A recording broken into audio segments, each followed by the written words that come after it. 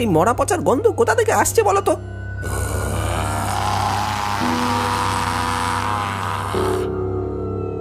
আর এই শব্দটা কোথা থেকে আসছে?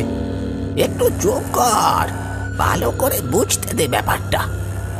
গতিক সুবিধের মনে হচ্ছে না আমার। তারা তিনজন চারপাশটা ভালো করে দেখতে লাগলো। বিটকেল গন্ধে তাদের দম বন্ধ হয়ে আসছে। গরুগুলো যেন থমকে দাঁড়িয়ে পড়েছে, সামনে আর এগোতেই চাইছে না। ঠিক এমন সময় তাদের নজর পড়ল তাল গাছের উপরে।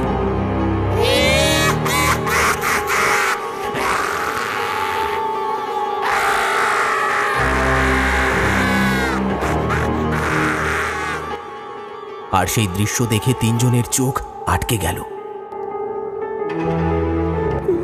ওটা কি গো কাকা? মানুষ নাকি অন্য কিছু?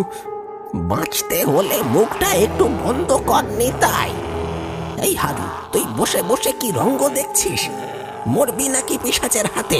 জোরে গরুটাকে ছোটা।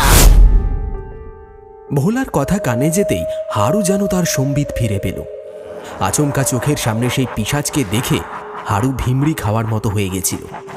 ভোলার কথা মতো সে যত জোরে পারল গরুগুলোকে ছোটালো। তারা তিনজন এতক্ষণে বুঝতে পারল এই তাল বাগানে কি বিভীষিকা বাসা বেঁধেছে।